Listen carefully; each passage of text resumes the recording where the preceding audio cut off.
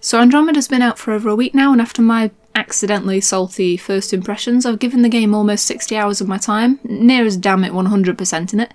There's a lot to get through the next few minutes, and condensing my final thoughts on the game isn't going to be easy, so kick back and relax for a short while whilst I ramble on and on about the best worst Mass Effect game. If you're watching this, I'm going to assume you know the basics already, but just in case, Mass Effect Andromeda takes place, rather appropriately, in the Andromeda Galaxy, the nearest galaxy to the Milky Way at roughly 2.5 million light-years from Earth. It's also visible to the naked eye on a moonless night, which is really cool. I'm sorry, I find space fascinating. You play as either Scott or Sarah Ryder, child of the human pathfinder of the Ark Hyperion, Alec Ryder.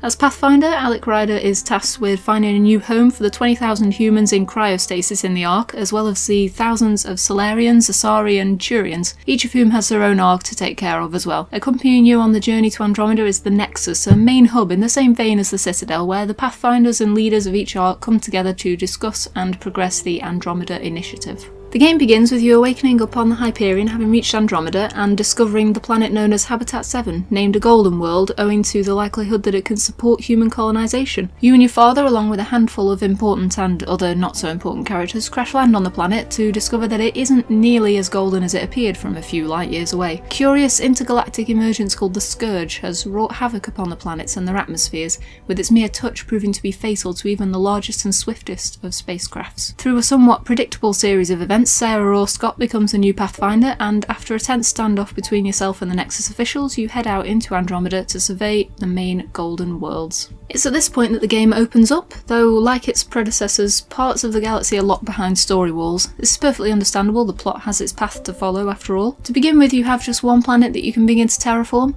but as you make your way through the plot, more and more of the galaxy becomes available to explore until each of the golden worlds is ready for you to establish your outposts. It isn't quite as simple as just dropping by and plonking a bunch of houses on an empty plot of land. You must first make the planet safe through a variety of means, firstly by fixing the planet's damaged atmospheres, and secondly by appeasing the locals, whether this is by doing favours for self-made clan or bandit leaders, or putting a stop to alien activity to raise the survival chances. You'll be zigzagging back and forth across all the planets, seeing all they have to offer and enjoying the variety of missions and scenery. Andromeda's locales are fantastic. The game's visuals are beautiful, with its planet-side scenery being particularly gorgeous. All of the planets are photogenic in their own unique way, and whilst it could be argued that the choice of locales is predictable, what with one being a desert world, another being a sub-zero, icy wasteland and so on, each planet has been crafted around this central theme in such a way that exploring never feels dull. Planets are not empty and lifeless, there's plenty to see and do, with side quests emerging over time, some dependent on choices that you make in other quests. There's random firefights that break out between the locals and the game's major alien enemy, the Ket,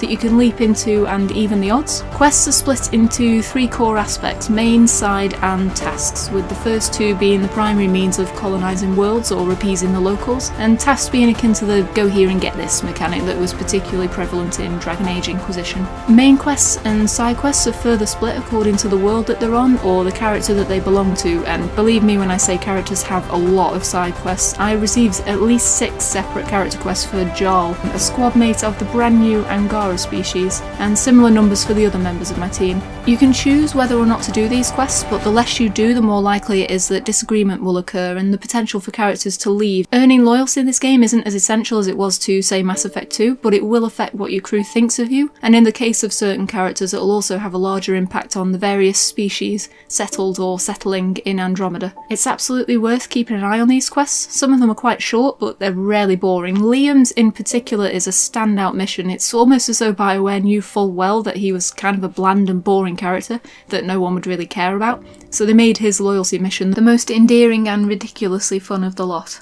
There's so much to see and do that it's a shame the random missions on various planets don't show up like they did in the other games. It would have been nice to land on a planet that wasn't related to the main or side main stories and explore it, maybe fail to build an outpost or scan the environment for safe spots, that sort of thing.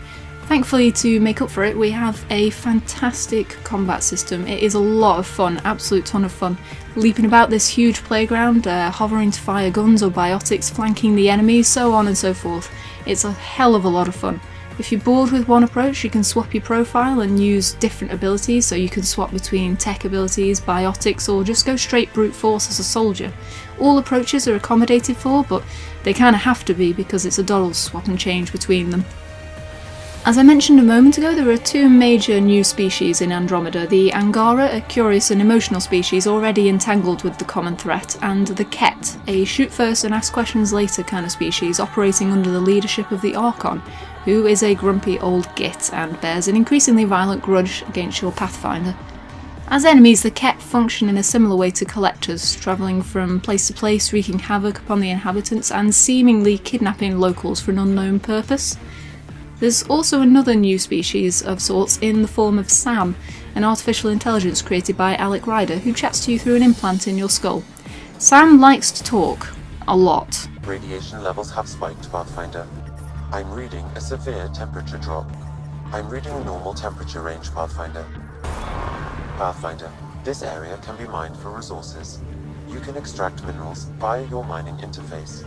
In fact, Sam likes to interrupt character banter, constantly remind you that the area can be mined for minerals, and is quite happy to let you know when the temperature is lowering and rising and how safe it is. Yes, it is as annoying as it sounds. Both visually and thematically, the Ket are not especially interesting. I'd say they were serviceable, a functional threat whose wants and desires are ambiguous at best. The Ket never really do something unexpected or out of character. They're bad guys doing bad guy things, and their overlord Archon is fixated upon the very same goal as the Pathfinder, conquering Andromeda. Throughout the game, I suspected it might be attempting to draw parallels between Ryder and the Archon, perhaps intending to suggest that though their methods are different, they're not quite as opposite as they think they are. But if that's the case, the game does a very poor job of elaborating on it. The story has a lot of aspects that indicate they're saving them for future sequels. Towards the end of the main plot, several huge revelations about the nature of the galaxy and its native life are revealed, but beyond some dialogue options, very little is made of it. It's a little odd and quite jarring. I only hope they don't forget about these intricacies in future sequels. In the same thread, I'd like to offer my opinion on the most important point. This is not aping the original trilogy. Andromeda is a coming-of-age story. In Mass Effect 1-3, you began as a leader, a commander, someone who already knows how to react to situations, how to make the most of the shit that happens, how to lead people to victory. 1-3 was about elevating Shepard from leadership to legend. Andromeda, on the other hand, is about a 23-year-old immature semi-doofus learning to cope with the loss of their father, and suddenly being flung into a role they've not trained for and can barely deal with. Ryder grows up as the game goes on, and in doing so you help them forge a legacy and begin the first page in the novel of their legend. There aren't a huge amount of big emotional moments like in the first trilogy, no instance where you have to choose between two people or something of the sort. Instead, it's focused on building a new home and securing humanity's foothold in Andromeda. I appreciate this, but it would have been nice to see a little more insecurity and emotion between characters as you're going to and fro trying to secure your place. It's a shame that the game is slightly hampered by substandard voice acting and animation. I've already talked about this and I don't really want to harp on about it too much more, but whilst I will happily concede that the game's animations are not what should be expected for a 2017 big budget release, they do improve as the game goes on. The animations are still janky and extremely at odds with the stunning vistas and the rich detailed environments, but after a little while you stop noticing them because in truth they aren't that bad, they're just mildly distracting because they're not what we expected. My first playthrough doing as much as possible that was main or side quests, less so the random tasks because they all felt a little bit samey, clocked in at about 53 hours. The quests are greatly varied in tone and feel, but layouts are quite linear with only one approach to complete most objectives. That's not really a big deal since it was the same in the previous games, but it would have been nice to see a bit more variety. Maybe if you specialise in tech support, for example, you could have found subtle ways to undermine the enemy and sneak through a mission area. You can try to do this, but it all ends the same way, shooting your way through waves of enemies. Since combat is fun and varied, this isn't a huge deal, but a little more effort in approaches would have lent the game more replayability. I do feel this game is getting a ton of slack that it doesn't deserve. It's huge and varied and it's gorgeous when you're on the planet's surfaces with a massive variety of combat mechanics and fun, witty characters. Sometimes the writing is a little childish or asinine, but as the game progresses it gets better and better, with Ryder maturing and developing into a leader in their own right, crawling out from beneath their father's shadow and solidifying their status as a Pathfinder.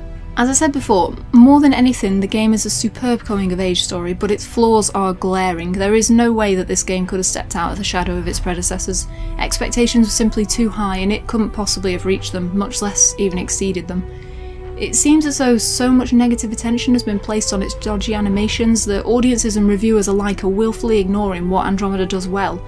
And as I've already said, what it does do well, it does splendidly. It's a beautiful game, a lot of fun to explore and uncover ancient mysteries, and whilst the game stinks of sequel bait, were we really expecting anything else? It suffers for its subpar writing in places, but the further you go and the deeper you dig, the more and more you'll find that will engross you, and the more enthralled you'll become in its spectacular universe. This is a story of maturity for Ryder, of learning how to be a leader first and an adult second, but it's also an attempt to break free of the trilogy's shackles and start anew, and in that respect it's half and half. Like I keep saying, what Andromeda does right, it does wonderfully, but it's hard to ignore the evil because we said so Archon, and the clumsy writing, the slightly holy plot, and yes, the awkward animations. But what Andromeda does right is its slick, swift combats, cool composure and character banter, and its fun and varied missions. It's very easy to get lost in this game, and it was extremely rare that I found myself bored or stuck for something to do. If all you can see is its dodgy animations, you won't enjoy this game. Learn to look past them, however, and you'll find a deep, engaging, if not particularly emotional experience. Much like the original Watch Dogs and the original Assassin's Creed, this is a game born to breed a better successor. No doubt sequels will learn from its mistakes and craft a much more outstanding experience. But until then, Andromeda has done enough to pacify, if not completely satisfy.